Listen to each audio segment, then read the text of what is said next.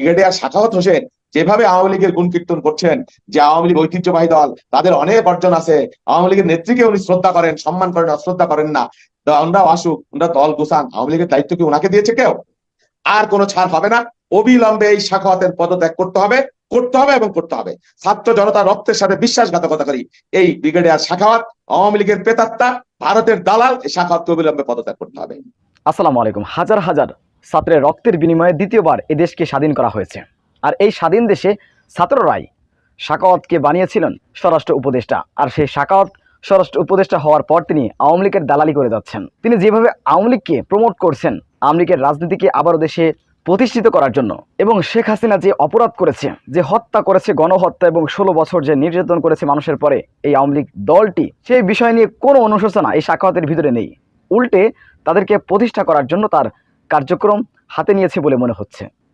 সুপ্রিয় দর্শক, এই সাখাওয়াতের বিরুদ্ধে কিন্তু ছাত্ররা সোচ্চার হয়েছেন।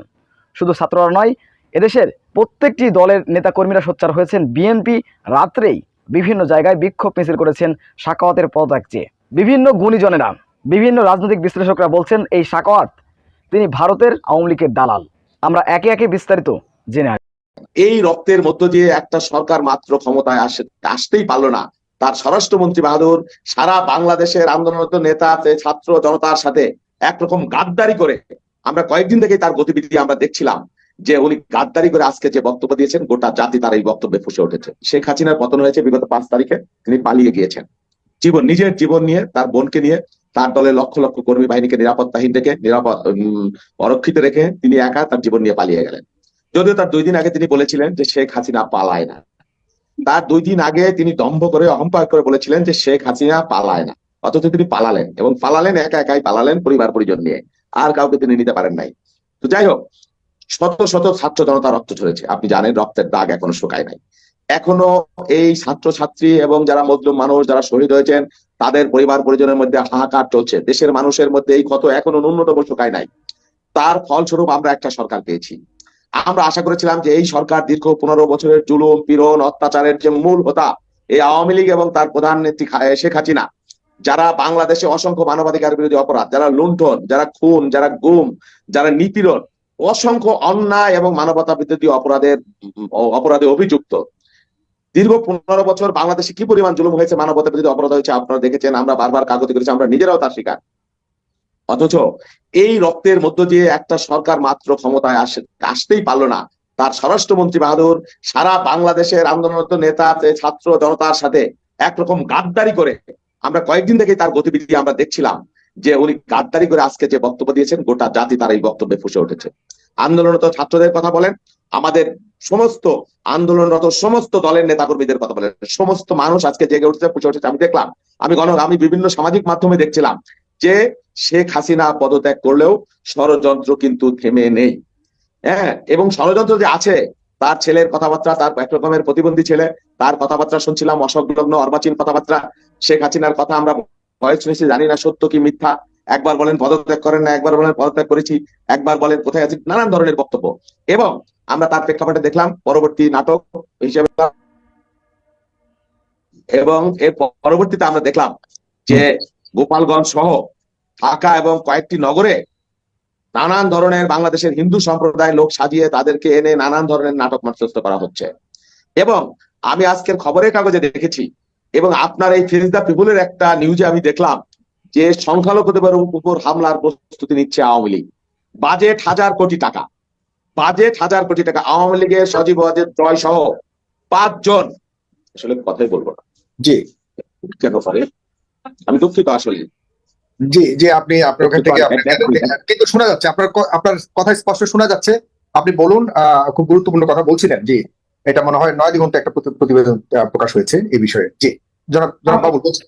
জি হ্যাঁ, দুঃখিত, আমি দেখছিলাম খবরের কাগজে এবং আপনার নিউজে যে সংখ্যালঘুদের উপর হামলার নামে 5000 কোটি টাকা, 1000 কোটি টাকা বরাদ্দ হয়েছে। সজীব ওয়াজেদ জয়, আওয়ামী লীগের সালমান রহমান, সদ্যপতিত মাহবুব আলম হানিফ সহ বেশ কয়েকজন নেতা এই অ্যাসাইনমেন্ট হাতে নিয়েছেন। এই টাকার একটা অংশ ছাত্রলীগের সাবেক সভাপতি মাহমুদুল হাসান রিপন, তারপরে আপনার সালমান রহমানের এপিএস, তাদের মাধ্যমে গোপালগঞ্জে গিয়েছে বিভিন্ন, এবং এনএসআই যে একজন সদ্য সাবেক ডিজি জোবায়ের, তার মাধ্যমে এই টাকা বরাদ্দ হচ্ছে। তার মানে আপনি বিশ্বাস করেন? তারপরে আমরা কয়েকদিন আগেই দেখলাম যে হাইকোর্টের মধ্য দিয়ে হাসিনার আমলে নিয়োগ পাওয়া যে দুর্বৃত্ত বিচারপতি, যারা বাংলাদেশের আইন, আদালত, সংবিধান সবকিছুকে ধ্বংস করে, বাংলাদেশের বিচার ব্যবস্থাকে ধ্বংস করে, বাংলাদেশের হাজার হাজার সংবিধানকে ধ্বংস করে, যারা এই বিচার আদালত দখল করে রেখেছিলেন হাসিনার অ্যাসাইনমেন্ট অনুযায়ী, তারা একটা কুকুর পাওয়ার চেষ্টা করেছিল।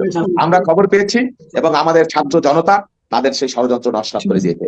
আমরা এখনো দেখছি, বিভিন্ন সূত্র দেখছি, প্রমাণ দেখছি যে আওয়ামী লীগের ষড়যন্ত্র সীমানায় ভারতে বসে বসে বাংলাদেশ রাষ্ট্রটাকে আবার অকার্যকর করবার জন্য, বাংলাদেশের এই গণতন্ত্র অর্জিত বিজয়কে ধ্বংস করবার জন্য, নস্যাৎ করবার জন্য একটা প্রতি বিপ্লবের স্বপ্ন দেখছেন।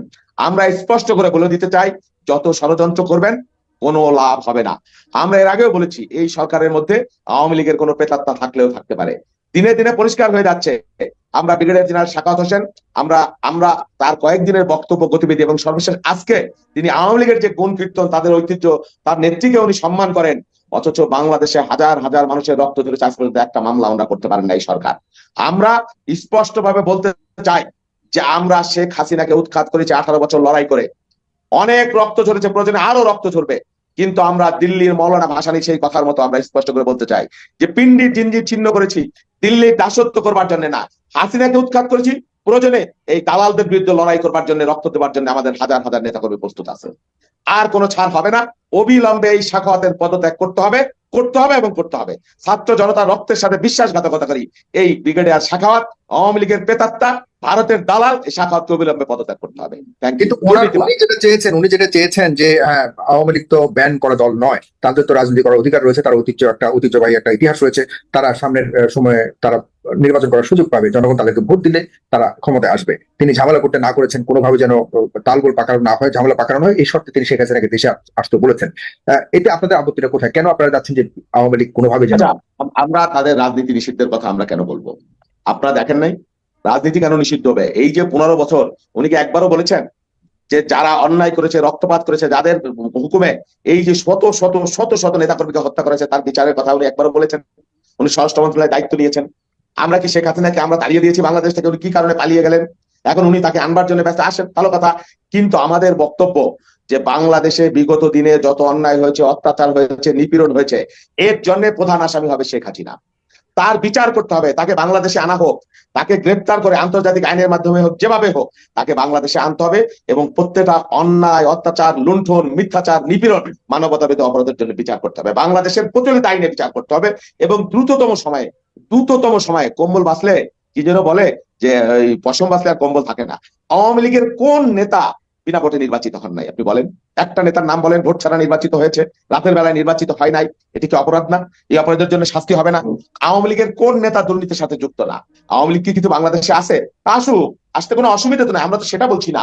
আমি বলছি থ্যাংকস সাগর যে, কিন্তু আপনাদের প্রতি তিনি যে আহ্বান করেছেন যে আপনারা যারা এই ক্ষমতায় যাওয়ার আগেই, বিএনপি এখনো দেখা যাচ্ছে যে বিভিন্ন জায়গায় চাঁদাবাজির নামে গোলাগুলি পর্যন্ত করেছেন, আপনাদের একজন নেতা ইসলামী ব্যাংকে গুলি করেছে, চাঁদাবাজি শুরু করেছে, তাদেরকেও সেনাবাহিনীকে উদ্দেশ্য করে তিনি বলেছেন যেন ঠ্যাং ভেঙে দেওয়া হয়। এই কাণ্ড কেন শুরু করলেন? শোনেন, বাংলাদেশে কয়েকদিন কোনো সরকার ছিল না, আপনি পরিষ্কার করে জানেন। হ্যাঁ, বিএনপি একটা বৃহৎ রাজনৈতিক দল। হ্যাঁ, এখানে ডাকাতির কাহিনী হয়েছে, সংখ্যালঘু নির্যাতনের কাহিনী হয়েছে, চাঁদাবাজ, ভাঙচুর, অনেক কিছু হয়েছে, আবার হয়ওনি। কিছু যা হয়েছে তার চাইতে গুজবে বেশি হয়েছে। আমাদের দলের পক্ষ থেকে আমাদের ভারপ্রাপ্ত চেয়ারম্যান স্পষ্ট করে বলে দিয়েছেন, মহাসচিব প্রেস রিলিজ দিয়ে বলেছেন যে নৈরাজ্য, সংঘাত বা কোনো ধরনের অপতৎপরতার সাথে যারা যুক্ত হবেন তাদেরকে গ্রেপ্তার করে আইনের আওতায় আইন শৃঙ্খলা সেনাবাহিনীর কাছে দিয়ে দিবেন।